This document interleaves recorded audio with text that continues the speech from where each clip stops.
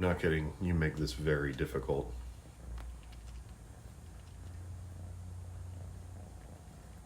Salutations, nerds.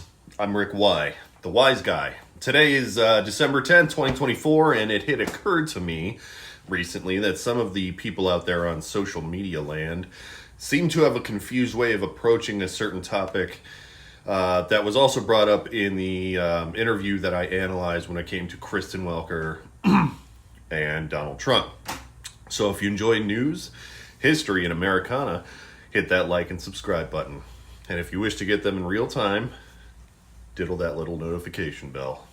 During the interview, Donald Trump was asked about the 14th Amendment. Kristen Welker pressed him, reminding him that at one point he promised to end birthright citizenship. He responded with, "Yeah, absolutely." And then he doubled down after being reminded of the 14th Amendment by saying, "We have to get rid of it." This is where I'm starting to see a lot of the confusion, primarily around what exactly is in it. So what is it exactly? It was a change to the Constitution that occurred in 1868. This is actually going to be coming back up in my next episode of Black History is American History, because the importance of it was as glaring as it is now. It grants citizenship to people born or naturalized in the United States, including former slaves. This legal action was actually imperative. It was necessary to indicate that the former slaves weren't going to be deported back to a land from which they had been generationally removed 3 or 4 times, given the length of time the United States partook in the transatlantic slave trade. And while indeed the United States had freed the slaves, they also couldn't feasibly deport so many people that were now spread across the entirety of the country,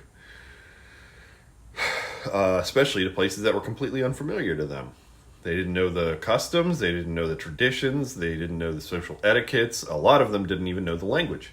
They'd spent decades having their ancestry and genealogies forcibly stripped from them, and their identities were now inextricably tied to the United States. And that said, there was no ethical or moral reason for us to force them to leave, nor was there any kind of tangible path in so doing. But the 14th Amendment goes over not just citizenship. It also protects due process, equal protections under the law.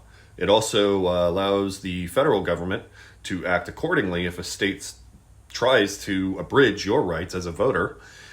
And it also disqualifies any government official from holding office who has betrayed their oath to the Constitution. Now, that last one is interesting, to say the least.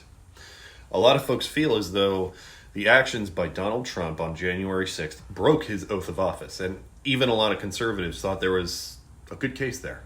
So, if you don't remember, the Colorado Supreme Court filed a ruling in December of 2024 that asserted that his actions and his words were grounds for being removed from eligibility to hold office.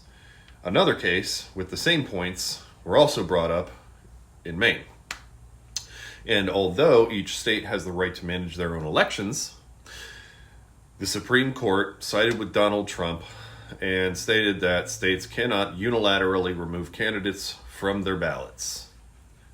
The majority opinion was that Congress, not individual states, needed to codify the removal of a candidate on an official ballot.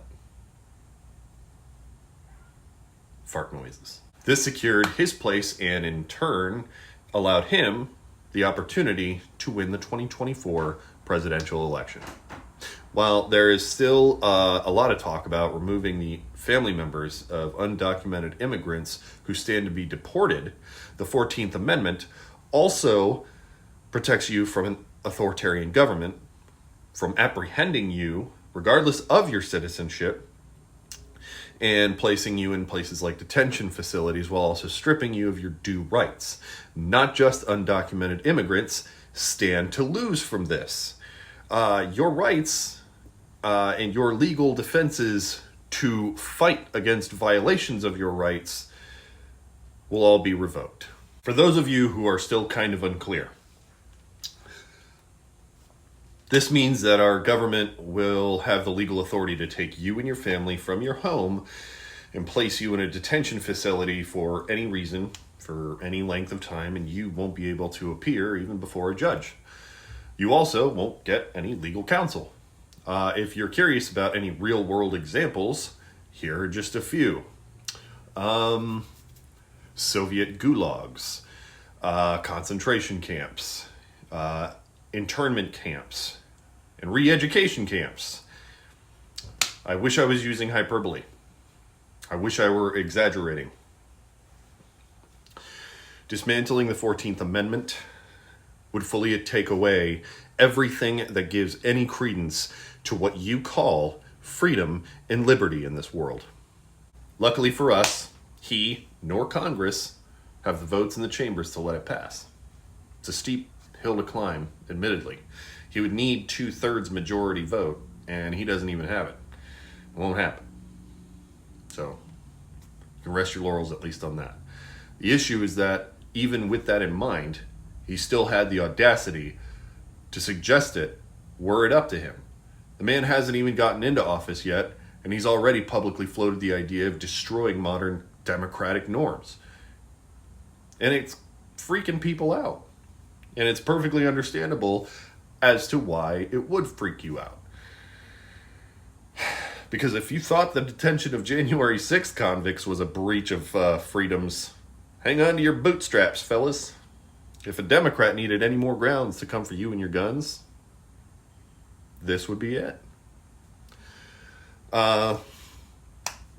Just imagine, what if some heathen atheist communist took over and chose to arrest everyone in churches and synagogues simply because of their religious beliefs? I'm telling you, man, this doesn't just go to the lives and families of immigrants. It's a big deal. And I don't care who's suggesting it, Democrat or Republican. I'm no alarmist because reacting emotionally never works. The best approach is a calm, cool, level-headed analysis of these things. But when a government leader is telling you what his plans are, you need to be cognizant of his intentions, just as much as his end goal, especially if it has the weight that these musings carry. It's serious. So do me and yourselves a favor. Stay informed, stay engaged, stay decent. Until next time. Love you, Internet fam. Peace.